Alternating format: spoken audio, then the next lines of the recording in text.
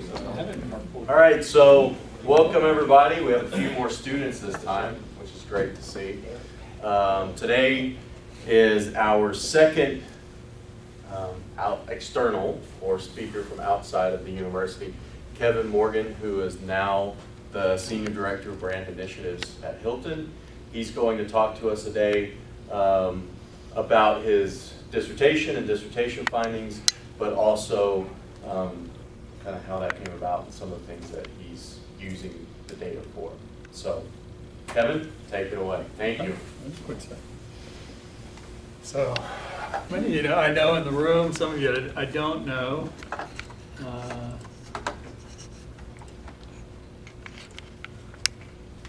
Is this the clicker? Does it work? No, it doesn't? Sometimes No. Okay. You're working with state funds, so. It's okay. Sorry. We have the same exact problem in corporate America too, so it's not the end of the world there. So, first of all, thank you for having me over to chat. I love coming and talking about at least the research. I've talked about this a couple times with a couple of different audiences, and this one was kind of near and dear to my heart. And it all came out of the need for us to solve a problem at Hilton around how we franchise. So Hilton has shifted from a primarily owning of asset real estate based company to a franchise organization. And so in franchising, the brand is the only thing that matters, right? I mean, from an organization perspective, we throw our name on the outside of that building, and that's really all that matters. So what we looked at, or at least what I looked at, was try to understand, what are the implications from a quality and customer satisfaction perspective on revenue as it relates to our hotels, and then what are those key performance indicators that we need to focus on. So I had a wealth of access to data. Hilton pretty much gave me carte blanche access to all the data, and I grabbed about 10 years worth of information. I'll take you through what I did here. So I'll give you, we can talk a little bit about the lit review, some of the methods that I used, and then the discussion of managerial implications, and then I weaved in managerial implications all throughout it. So please feel free to stop and ask questions if you guys want to chat about a particular topic and whatnot. But there, even with some of the hypotheses that I looked at, there were a couple things that popped out that I think are going to be future research. And I'd like to actually embark on it and do some journal articles or journal submittals on some of the topics, so we can talk about that. And there's a number of folks at Georgia State University where I'm actually in the process about, I was telling, got about 10 hours away from finishing with everything. So now I have free time to do some more research on things I want to research it. So. What I looked at was about 3,000 plus hotels by the end of the study. It was about 3,366, if I remember, over 10 years. From an industry perspective, you guys know it's about a $1.1 trillion industry. It's about 176 billion in GDP, and it's about 54,000 hotels in the U.S. today, according to STAR. And I think that was last reported in 2015. The segments that I looked at from Smith Travel Research related to upper mid-scale, upper scale, and upper mid-scale. And so those primarily from a brand perspective were those focus service and all suites brands that we have in the middle. And I grabbed a couple of the full service brands too. Here's what it looked like from a data set perspective. So I looked at we had a conversion brand that we looked at, which was our DoubleTree brands, and then we had an all suites, a limited service, a full service extended stay, and then sort of our lower brands.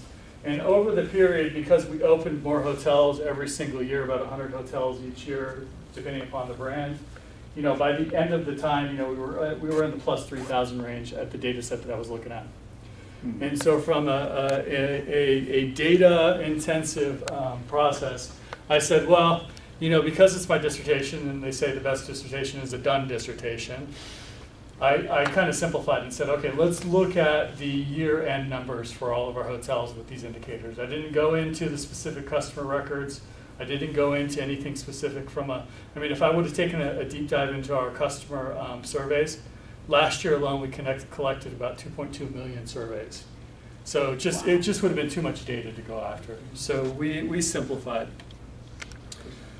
And so what I looked at, sort of the area of concern that I looked at is I was trying to assist hotel franchisors in making evidence-based decisions on customer satisfaction related to industry metrics.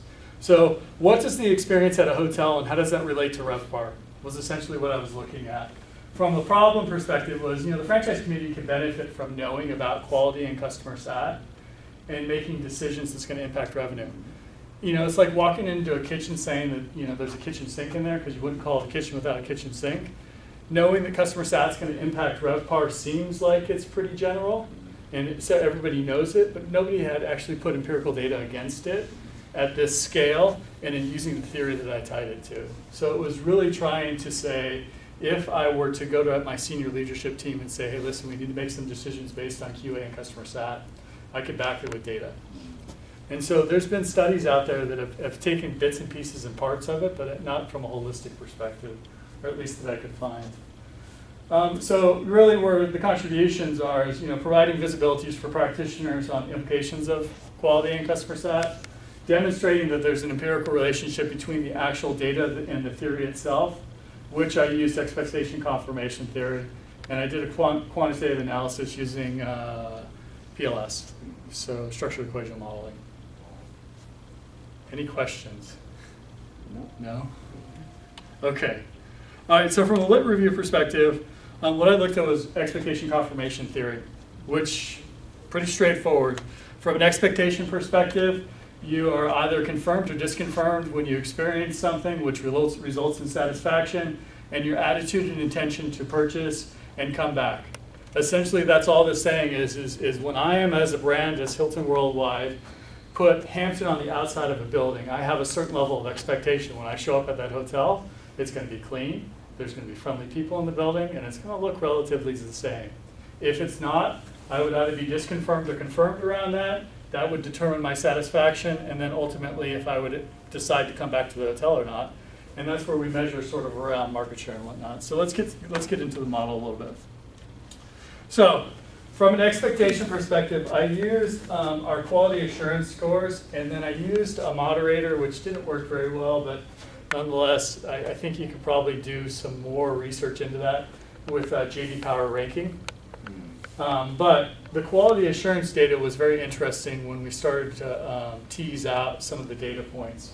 So that really is measuring the expectation. So when our QA auditors show up on property, they check the 1,000 things that the hotel is supposed to be doing, and our assumption is what they're checking is what the customer is going to expect when they arrive. From a disconfirmation perspective, we looked at 2 factors in customer satisfaction around if that was either confirmed or disconfirmed based on how they answered the survey. And then their satisfaction would be measured based on if they would recommend it. And ultimately, attitude and intent, if they were going to return, would be based on market share, which is our Smith Travel Research RevPAR Index. So the chain sort of, I kind of married these data points up against the theory to see if I could prove it out. But what really kept on popping up is this concept of how does franchising and agency theory impact how I really look at this data and look at this information.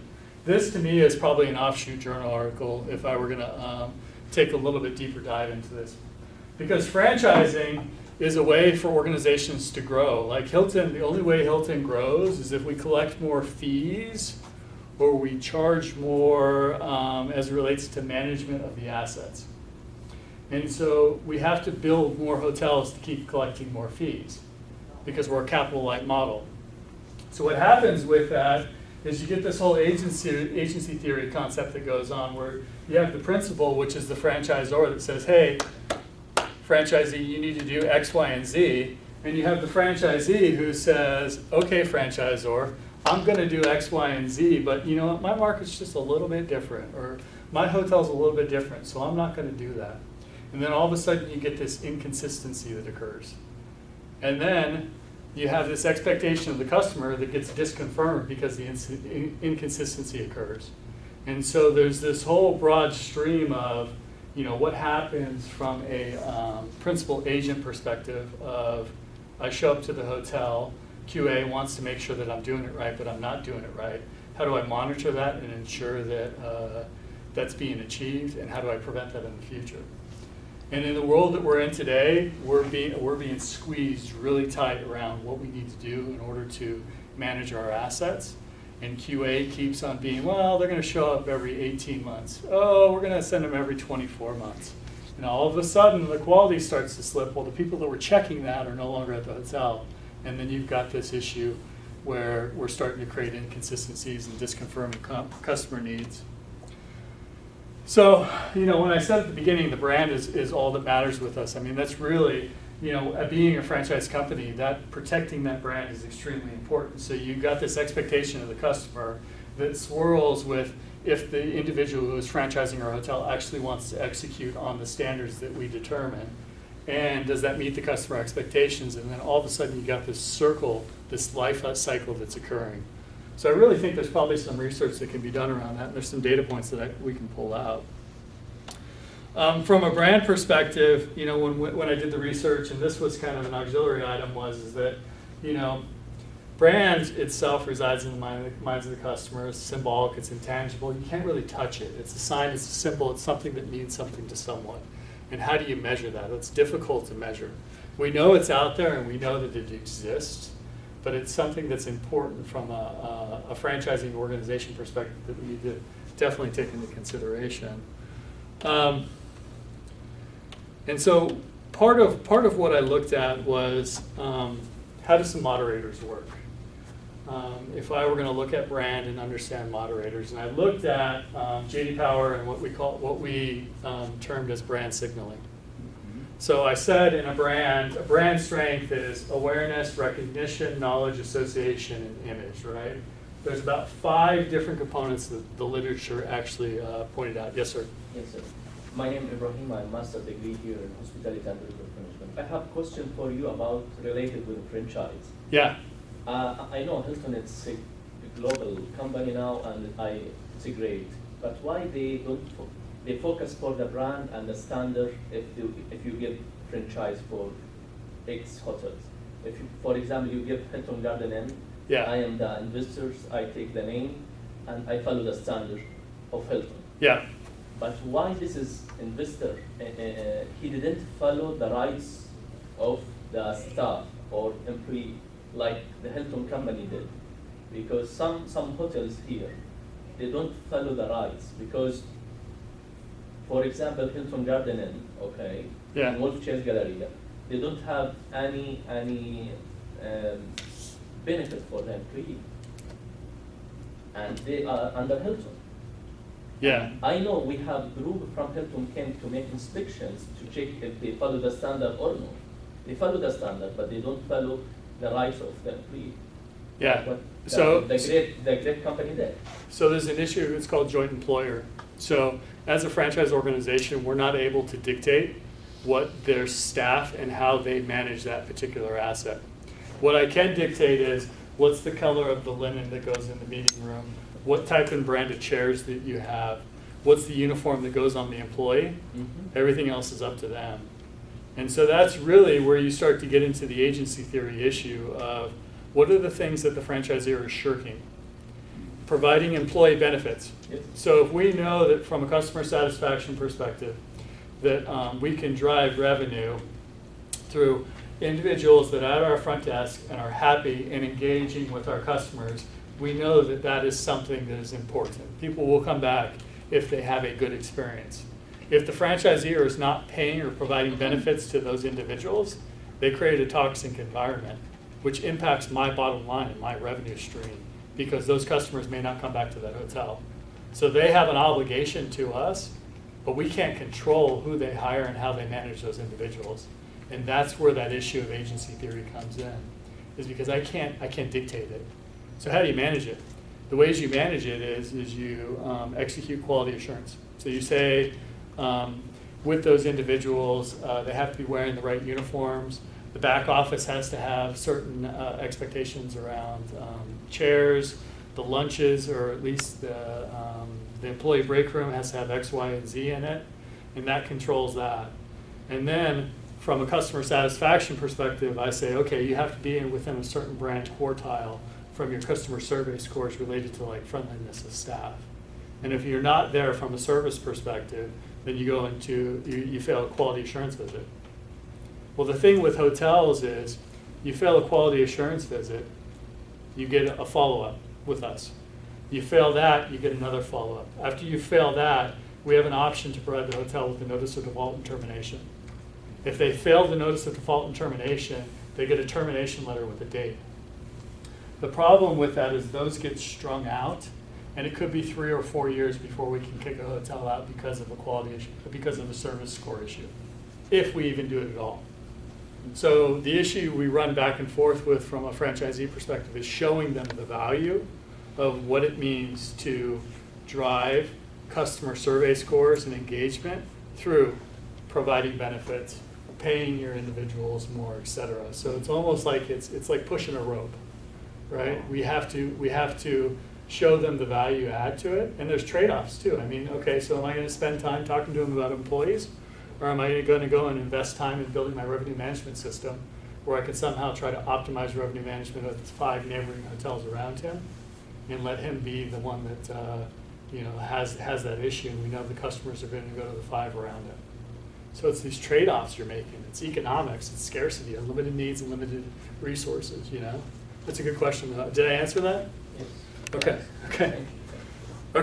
Sorry. So back to brand signaling. So I looked at how does the image of the brand influence the overall perception. So I used J.D. Power to look at that, and it didn't work very well. I'll tell you that right up front. It was a mistake using J.D. Power because I had ordinal data, and the ordinal data just wasn't enough for it. The way that I did the structured occasion modeling, it didn't seem to function properly with how I could derive some results out of it. Now I did put some results in there, and we'll talk about that in a second, but nonetheless, it was something that probably could use a little bit more tweaking, and I did put that in its potentially future research to look at brand signaling and looking at maybe some other metrics. I think we've probably reached a point where we can do some analysis with TripAdvisor and social media. When I started this, we only had a couple of years worth of data, and it just wasn't worthwhile going and venturing into that scope. The other part I looked at is our loyalty guest. So what does it mean from a Hilton Honors perspective, and how we drive occupancy, and what does that mean? This is another one that I just barely hit the tip of the iceberg on it. We know loyalty. I mean, there's literature streams that go on for years around loyalty. You could spend an entire lifetime just researching this concept. And so all I did was look at it from a moderator perspective. Let's speed up through here so you guys can get to some of the... So here's what I looked at. So 10 years or more of data, approximately 2,300 hotels in 2006 and 3,600 hotels by the time we hit 2015, not 2105. The analysis was conducted on performance data in 6 brands, and each of them were franchise independent entities licensed to affiliates or owned by franchisor. Means that I didn't include any of our owned assets. Looked at revenue per available room, and my independent variables were market share, which is Smith Travel Research, RevPAR Index, customer survey scores, quality assurance, J.D. Power, and guest loyalty. And sort of some of the findings that I came up with is that, surprise, market share drives RevPAR. Like, that was not too terribly big of a surprise, but the number was pretty interesting. That 0.57 in RPI drives $1 in RevPAR. And so when you think about an organization that's $13 billion in business, $1 in RevPAR means a couple $100 million. Customer recommendation drives market share. It's proven. Customer satisfaction drives customer recommendation, and quality assurance drives customer satisfaction. So let's get into some of the details here. So here's what the model looked like. So I said that quality assurance drives customer satisfaction drives customer recommendation, recommendation drives market share gain, and market share gain drives RevPAR. I did put the moderators in there of brand signaling, so quality assurance or customer satisfaction was moderated by brand signaling, meaning that if I expected this hotel to be better, if J.D. Power said that Homewood won number 1 in customer satisfaction for 6 years in a row, the assumption is that when I show up at a Homewood, I would have a higher expectation, and therefore that would somehow moderate how I look at that hotel and how I score that hotel. I looked at guest loyalty mix of business, saying that, you know, if I was a loyalty member, maybe I would have a higher expectation, or maybe I would have a lower expectation, because the more I stay at hotels, the lower my bar is for hotels. So looked at roughly, it was 160 models that I had to look at. I ran individually. I was going to use SPSS and do straight regressions, and I probably should have done that, but I really wanted to do PLS. And so what I did is I built out models that had the complete data set with J.D. Power's built into it. And then I had, because J.D. Power was an ordinal data value, I couldn't do all of them individually. I could only do them at a high level. And then full service, all suites, limited service, full service, upper middle scale, upper class scale, extended stay, and all of these. So these were what was looked at from a model perspective.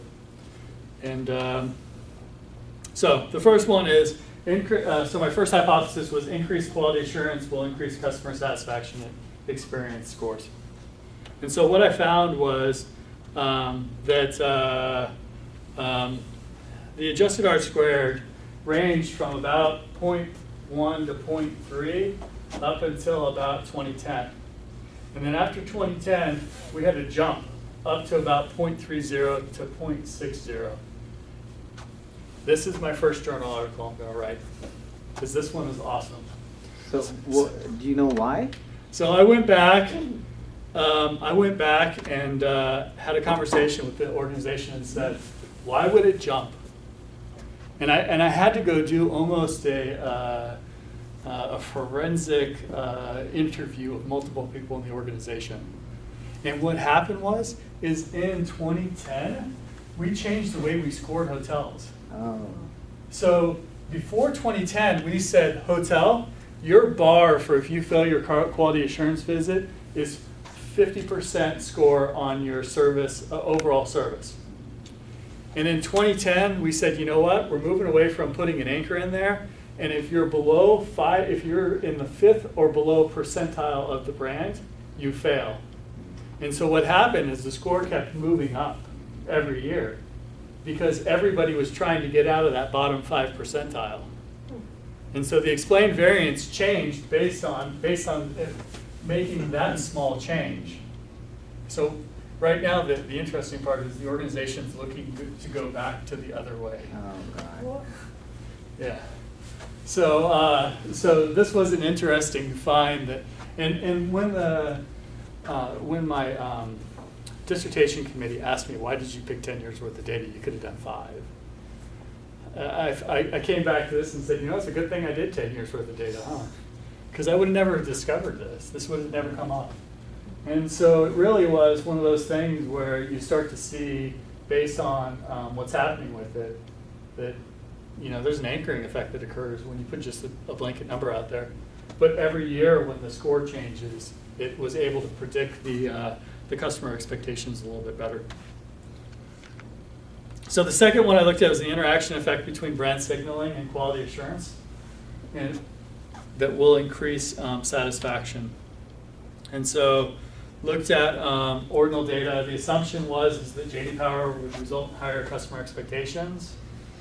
The lower the rating would result, the customer would have lower expectations. Like if I knew DoubleTree was ranked 11th, I might not be as critical of Homewood that's ranked number 1 for the past 10 years. What I found there is that what I looked at was the change in adjusted R-squared value.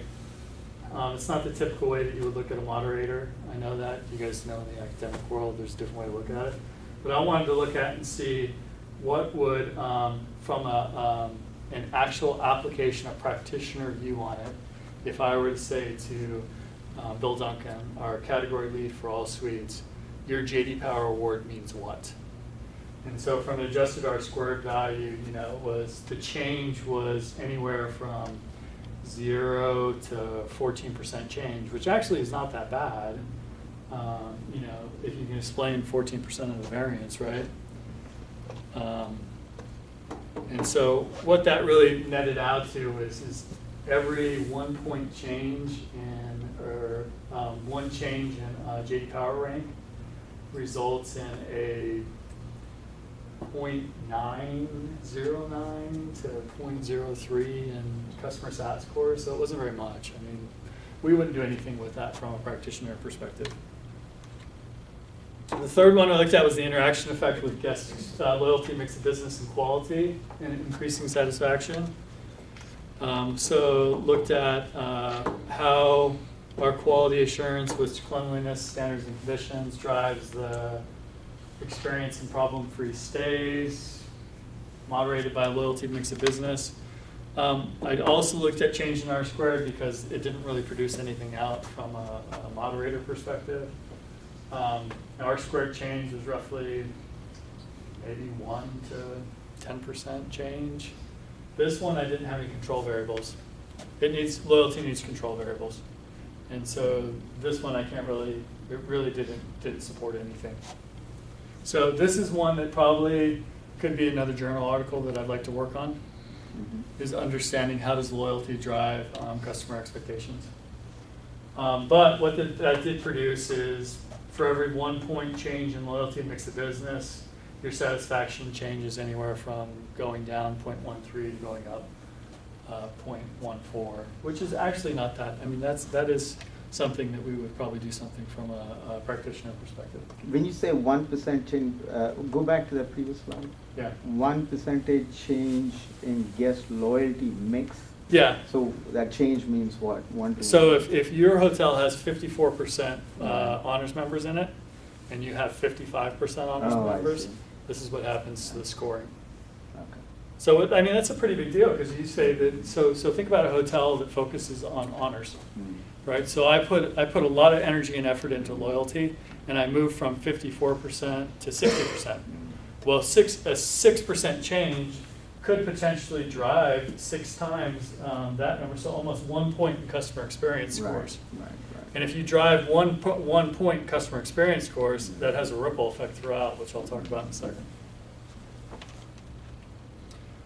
The next one I looked at was increased customer satisfaction will result in customer recommendation. You'd think it'd be pretty straightforward, but it actually did exactly that. I mean, the explained variance was anywhere from 0.67 to 0.961, depending upon the year. There's a strong relationship associated with it. From a practitioner perspective, for every 1 point change in customer satisfaction, we resulted in about 0.23 to 1 point customer recommendation. It's almost a 1-for-1. It's almost a 1-for-1. I don't think I did it justice in explaining what the variables were, by the way. So overall experience and how they answer overall experience, how they answer problem-free stays results in if I think the hotel staff is helpful, if I intend to return, if I'm going to recommend it, and I had a value for the price paid. And just so I can go, let me go back here too and talk about quality, just so you guys know which ones they are. The quality variables within the chain are cleanliness, are they following the standards, and is the condition of the hotel good? Did you do a composite score for those? All of those combined into one average, or was it each of them modeled separately? I know you did that separately, but did you like overall? No, they were all built into the. I see all those they were all built they were in. all So from a modeled model separately. perspective, these were formative. Right. All built So in. each was modeled. Formative from an experience perspective. I know you guys can't see this. And then the recommendations were reflective. And we argued about if they should be formative and reflective quite a bit. Where are we at? Number 4, right? How are we doing on time? Good. We got Yeah, about 30 minutes. You're good. Okay. We talked about that. Okay, the next thing I looked at was increased customer recommendation will drive market share. Right? You think that's pretty straightforward. That's not a mystery, right? So I looked at if somebody somebody looks at if they answer the customer recommendation, helpfulness of staff, intent to return, value for price paid, and recommended, will it drive market share? It's not exactly right, but. And that had a R squared of about 0.4 to 0.866. So as you can see across, it was relatively strong across the board. No surprises there that it drives. That those relationships exist.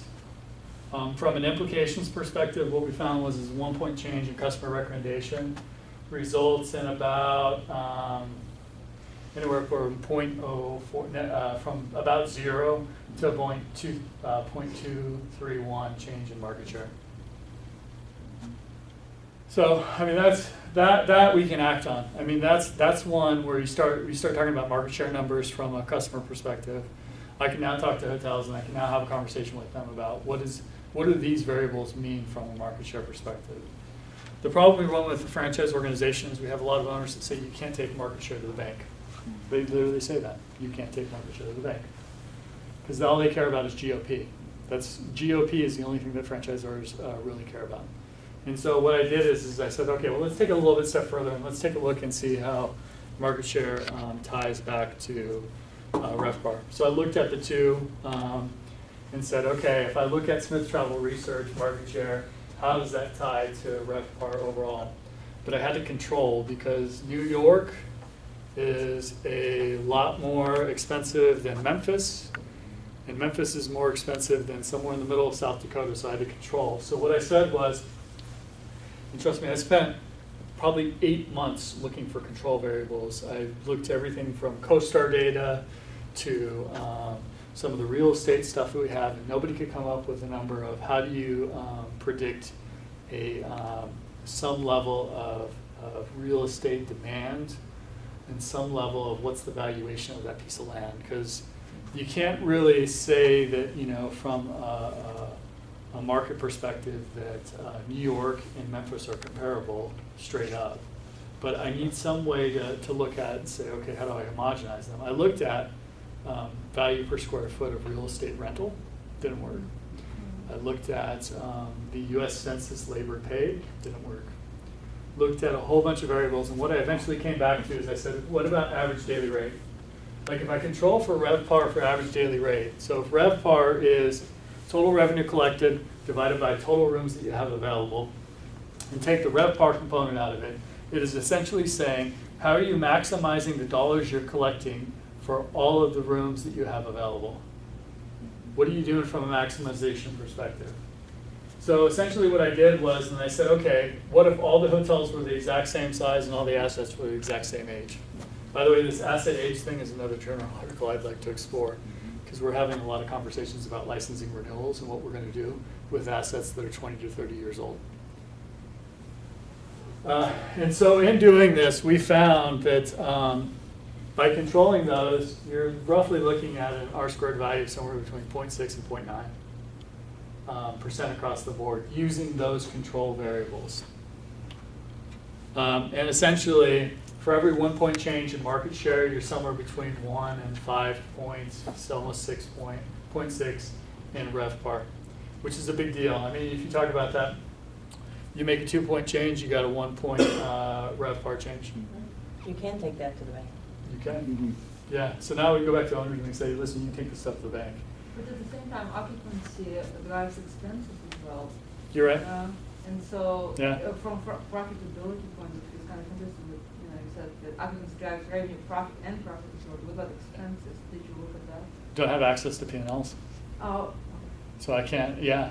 We tried. I tried to go back to our OA audit system and look at and see if we could somehow forecast expenses based on, so we have about, I'd say about 500 hotels that report their P&Ls into a centralized system. Mm-hmm. University of Central Florida, I think, is the one that collates all that. And I tried to say, okay, could I maybe extrapolate it, but couldn't get access to the data. Didn't have time to get access to the data, honestly. But the one thing about this one is I don't know why it's doing this. So there's a limitation here. I can't explain this, and we need to research this to figure out what's going on. Is there market compression that occurred? My assumption would be is that since 2008, 2009, when the economy was very unstable, we've had to be more prescriptive and a lot more precise with how we manage and operate hotels. We've shaved a lot of fat off. I can remember, even 15 years ago where I'd be in a hotel and we'd have a going away party that would cost $20,000 for a general manager, and just wrote it off, and there was all this fat that occurred. And so maybe somehow how we manage and operate hotels has compressed a lot, and we've shaved all of that fat off, and that's what's caused this whole change in RevPAR, is because we've been a lot smarter about how we staff our hotels. We've been a lot smarter about what we invest from a quality perspective. Is that maybe it? So there is a limitation there. So I think with that, oh, here we go, last thing. So overall, 10 points in QA can result in up to $1 in RevPAR. 5 points in customer satisfaction can result into also that $1, and 1 point in market share is about 57 cents in RevPAR. These three items here can take right to our C-level suite and have a conversation with them about here's things we need to make sure are top of mind. Already knew that there was a relationship, but nobody could quantify it. And they are up to, but nonetheless, that's it's good. So, summary: quality assurance drives customer sat and experience with recommendation and RevPAR, and so on and so forth. Do we have any questions? I wanted to make sure there was time to talk about it, so I don't know how long we got. You got about 20 minutes, a little bit more. So I'm sorry I went so fast, but I wanted to talk about it. So. That was a lot. Yeah. He was reading like this at least a half hour. Yeah. So 5 point increase means on a scale of 1 to 10, 5 point increase, or is it a 5% increase? Okay, so it's a good question. Yeah. All of our hotels are it's almost quasi net promoter, right? So when we say a hotel has a 60% score with overall experience, Right. that means 60% of the customers ranked them 9 or 10. Ah, Yeah. okay. So That's the only point. so there is sort of an underlayer of net promoter in here that I did not talk about. It's sort of a limitation. It's a limitation. So there would be a 5% increase in customers who rated you 9 or 10 would increase in $1 increase in RevPAR. Yeah. Okay. I get it. Yeah. But when we talk to That's hotels, phenomenal. it's straight. Are you 55% on overall experience? You 60%. They know that 9 and 10 is in there. So Perfect. yeah. So net promoter is definitely some research. I'm actually doing research on it right now. I have two questions. The first one, I need to ask about the region. You make your study in United States or global? United States. United States. Yeah. And how many surveys? From a survey perspective, you're talking about customer satisfaction survey? I think, I'd have to pull the paper up to remember, but I think it was like 160 surveys per hotel per month. 160. Yeah. It was, And you do always interview or just survey? No, these are Just- online. they're online surveys. I Yeah. can But say- you didn't use it to go to make interview with some general managers? No. No. Okay. No time for that. Yeah, so it was roughly 160, I want to say, per month. That could be more than that. But if you want the number, the specific, I can grab it. I just have to pull it up and look at it.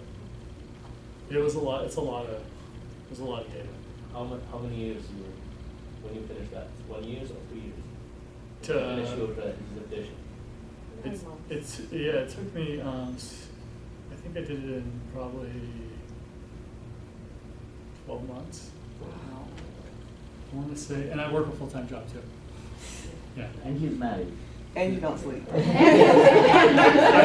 literally have not slept in probably 2 years. Yeah, Like, travel. as soon as I defended in January, it was like my life went back to normal. So. Yeah.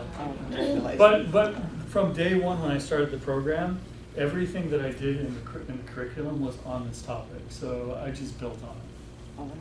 So I have a journal article that I'm sitting on right now. If we want to submit to the Cornell Hospitality Journal on the preliminary data that we looked at from this seminary. I guess you would call it the precursor or something. I don't know. Do you have a question?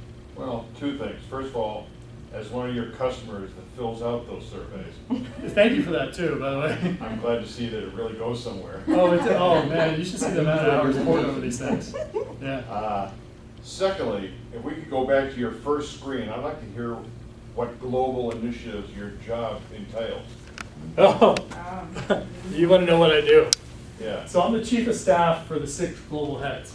So I pretty much do whatever they tell me to do. That literally, so it ranges everything from, right now I'm working on a product management work stream for food and beverage. So we're looking at how we change Hampton Hotels F&B offerings at the hotel, and balancing what is cost associated with breakfast versus what's actually going to drive the business. Because you can ask 4 different people in the organization their opinion on it, and somebody will say, or 400 different people, breakfast doesn't matter. Everybody has shitty breakfast, sorry.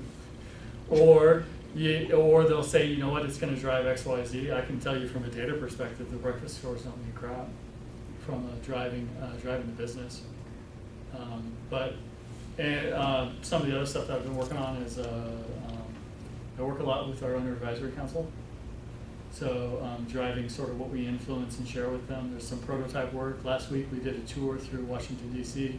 at about 6 different hotels looking at our prototypes and what we're going to make changes as it relates to the footprint and the design aesthetics and what we're going to require.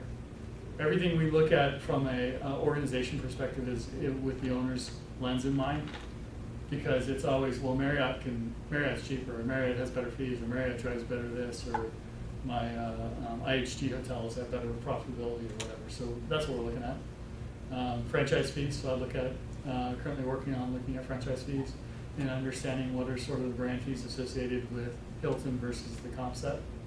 And that's an interesting one, because I got to tell you, all the organizations do them a little bit differently, right? So Hilton has a whole bunch of fees associated with the marketing fund, the brand fund, and all that. Marriott has fees that are associated strictly with the franchise itself, but then if you want other services, you have to pay for those, so those aren't built into fees. They're actually built for paid for services, so you can't really compare apples to apples because they're apples to oranges.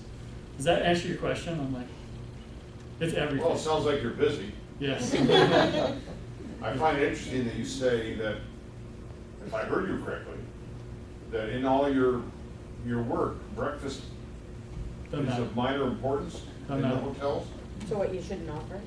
You do offer it, but marginal change in breakfast scores don't impact overall scores at all. Because I thought that Hampton breakfast was one of the big differentiators. It is, but it doesn't show in the scoring. Like if you look at the beta values associated with the quality of breakfast and the breakfast scores overall, and then you look at some of the other variables that are out there, breakfast drives pennies on the dollars versus other scores that will drive dollars on the dollars. You know, I'll tell you what, we talked about this, remember, in penalty reward analysis. You Yes. have excitement factor and basic factor. It Yeah. used to be an excitement factor, but now it's become a commodity. So breakfast is not, they expected that, it's a basic factor. If you get it wrong, then you get a penalty factor, it becomes a penalty. So the trade-off in hotels for breakfast is actually becoming, if it's there, you don't gain any points. If it is not there, it goes down really low, or if it is not good. So it used to be an excitement, you're absolutely right. Hampton, everybody went in there for the, made to order omelets and, all that kind of stuff they used to have.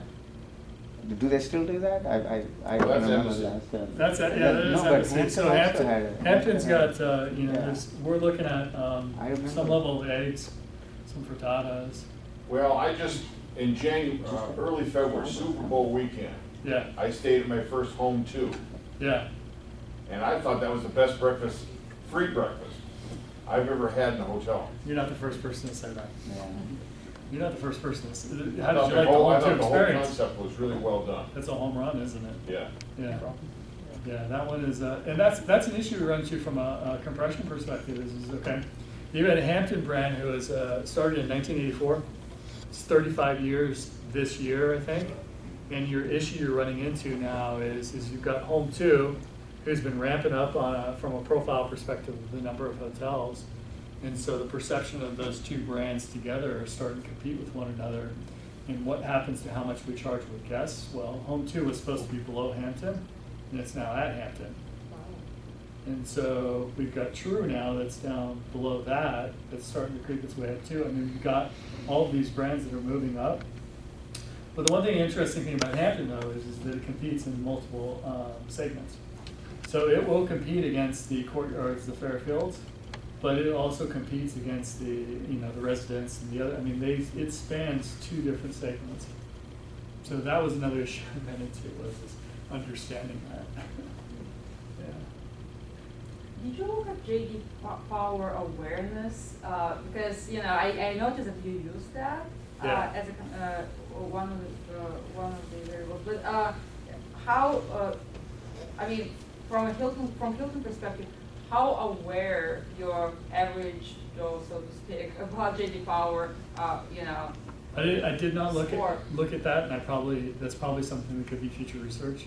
The issue I ran into with J.D. Power was I had to piece together the data.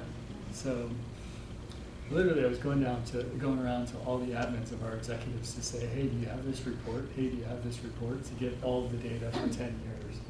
And so so I don't have any of that other information, and really didn't have time for it. I was just really focused on getting it done. That's why I really think there's loyalty in J.D. Power. Like, you could totally go into the weeds on that. Good afternoon, I'm Chanel Talbert. I'm a graduate student here as well. I just wanted to know, I was really interested about the quality insurance component that you were talking about earlier, and you mentioned that you had some things that you wanted to work on later. Could you kind of expound a little bit on that? Yeah, so the QA thing, I think there needs to be done some research done on the anchoring effect. Anchoring effect. Associated with when you give a hotel a score to go after versus putting them in percentiles. My belief is when you put them in percentiles, the aggregate of the entire brand moves up because everybody is going after the next person. So why do they want to go back to the anchor? It's easier for owners to manage to a score. So if an owner knows I need to manage to 60%, then they can forecast how much capital they're going to invest into the asset, how much people I'm going to invest in the asset, and how I'm going to approach that actual building. It's better for the owner, worse for the brand. When it's the other way around, it's better for the brand, worse for the owner. The question is, which is more important, the owner or the brand? If somebody can answer that question, I think we've got. You're hired. Yeah. So I think that's where the research would be, is around also that too, is understanding how are those two competing with each other. But that's where agency theory comes in, principal and the agent, right? You're an individual for how. So as an owner, if I bonus my employees based on overall experience, if I say if you achieve 70% on overall experience, what does that have from a ramifications perspective of how that general manager manages the asset? You could probably make a host of assumptions. Like, if overall experience is my single bonus point, am I going to lower my rate to make my customers happier? We have owners out there today, another limitation of paper, we have owners out there today that manage to 70% occupancy. So they Did you say price 7? 70%. 70. So that's the only thing they care about. They price their hotel high enough that their occupancy is about 73, 74% occupancy to reduce wear and tear and capital expenditures. Because they know that that's sort of the break point of where they're going to make the most money as it relates to what they need to do from a repair perspective. So I can say all day long that I want you to drive 100% occupancy at their hotel, but if that general manager is getting bonused off of driving 73%, he's going to manage revenue management however he wants. And so that was another issue where we ran into that, and that's why occupancy is nowhere in here. It's because I was not going to worry about that. I wanted to know what is total rooms and revenue generated from it, so I don't have to worry to this. Do you think that per diem can be a factor? Like, when you looked at, like, let's say New York City and all of that, right? The only one thing that we know, at least from that, per diem will be different you know, in all this. Like government per diem and stuff like Yeah, that? because like it's gonna be different, right? Yeah. So you can actually. That's a very good practice. So I like that. that's what I'm thinking, because a very good I was just thinking, what else? Because you know, you're saying like, square footage and all of that, right? But per diem is one of the, we have this data point for sure. You should have been on his committee.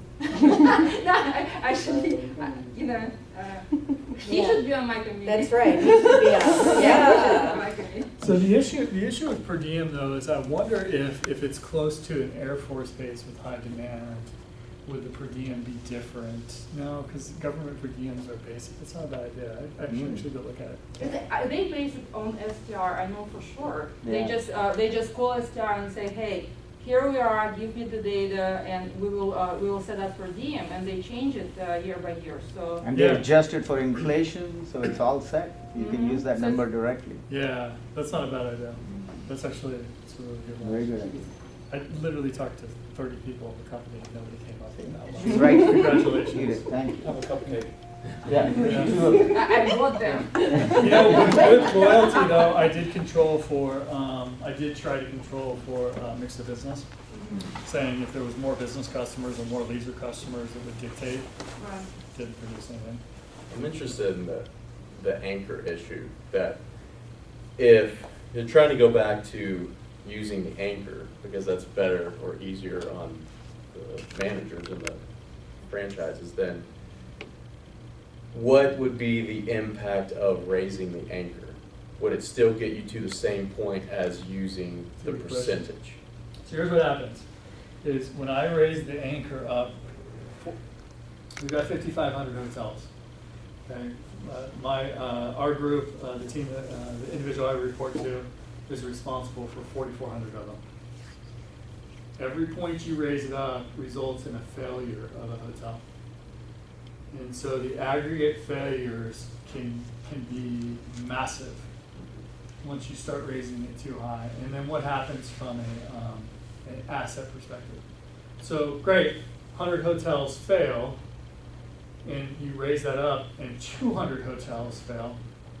But if those 200 hotels keep failing, I have to make a decision. Am I going to keep those hotels in the system? Am I going to kick them out?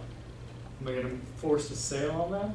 What am I going to do from a legality perspective? How much am I going to invest in legal fees in order to ensure that they're delivering on that? So we have to make a decision, and we can't kick all the hotels. As much as I want to kick the bottom 100 out, I can't. I'd love to give those bottom 100, but so we have to look at it's such a great question. There's another journal article right there, dude. I'm telling you, is understanding that. Because I mean, that's a good one, yeah. So Kevin earned this, so I'm gonna say, Dr. Morgan. In a room full of PhDs, he's worked very hard for that. But not that you don't have enough to do with what you already have, but I was just thinking while you were presenting, you looked at brand signaling, but Yeah. I think brand equity would have been an easy number to calculate with all the data that you What do you have. think that would have been? Because you have, but this would be only confined to the reward members, right? So Yeah. you have their history of usage, including the dollar amount, right? So now, a unique way, this is one of the ways you can calculate brand equity is, you can forecast from their past, the future cash flows, and then do a net present value of the cash flows. And then you aggregate that across your loyalty customers, then you end up with brand equity. Yeah, it's not You that see what I bad. mean? So Yeah. right now, you have all that data. So rather than going to J.D. Power and Associates for signaling, and there are Yeah. some issues, that you could have calculated with your data that you already have in-house. So all you have to do is forecast the revenues for the next 5 years for each of your loyalty customers based on their past usage rate. Yeah, I can tell you that the average Yeah. Diamond member spends $412 more a year than See, non. that's what I mean. So, and then you project the revenue streams, do the net present value, you have a dollar amount per customer, per loyal customer. You aggregate that across them, and then you can break that data by segmenting them like you did, the moderating factors, and that itself can be a phenomenal paper. Yeah, I definitely, So- I definitely agree with you on that. And even on like, we look at number of scores, like, for every diamond member, to replace a diamond member, it takes like 18 blue members. Yeah, wow. And so, I mean, there's numbers that we have related to that, and I have that for year by year. Getting to that level of data would have been pretty intense, so that would pull me honest. You already did a lot Would more have taken a lot of. than what people do for dissertation, I'll tell you that. Beautiful. Yeah. I actually have a question about data. How open Hilton is to giving access to their data? It's just practical, like, you know, from academia. I mean, I know that no one has this access to the data from Hilton. So, is there any, tips and tricks that you can advise us how to approach that? So here's what I've done. So my goal with getting my doctorate was I need something to occupy my time, because I finished remodeling a house, so I figured this was the next best thing to occupy my time. So I'm about to move, so I'm going to remodel another house, so I don't have to worry about doing anything else for a while. But it was really about, we're underutilizing the resources that are available to us.